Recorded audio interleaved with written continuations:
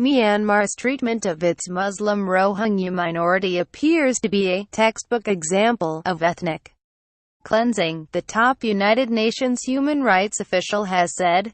In an address to the UN Human Rights Council in Geneva, Zeid Ra Hussein denounced the brutal security operation against the Rohingya in Rakhine state, which he said was clearly disproportionate to insurgent attacks carried out last month. Who are the Rohingya and what is happening in Myanmar? Read more than 310,000 people have fled to Bangladesh in recent weeks, with more trapped on the border, amid reports of the burning of villages and extrajudicial killings.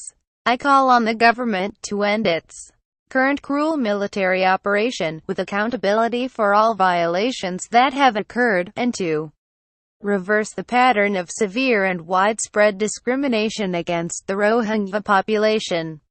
Hussein said, "The situation seems a textbook example of ethnic cleansing, with international pressure mounting on Monday." The country's Foreign Affairs Ministry, which is headed by the country's de facto leader, Aung San Suu Kyi, said it shared global concerns at the displacement and suffering of all communities in the latest violence. The statement failed to mention the Rohingya, who are not a recognized ethnic group in Myanmar, but listed other affected communities in Rakhine state, including other Muslim groups, whose fate it said was sadly overlooked by the world. It added that the security forces had been instructed to exercise all due restraint and to take full measures to avoid collateral damage and the harming of innocent civilians. Human rights violations and other crimes would be addressed in accordance with the strict norms of justice, it said. Why hasn't Aung San Suu Kyi condemned anti-Rohingya violence?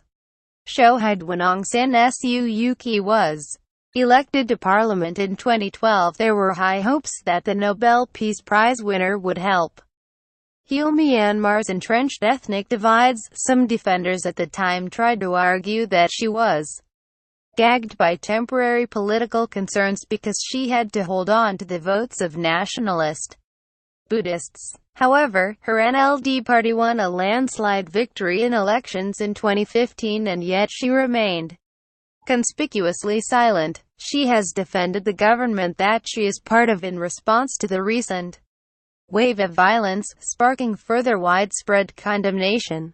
Her exact motivations remain opaque, but the only thing she obviously stands to lose by speaking out is the support of the military power brokers who still ultimately control Myanmar.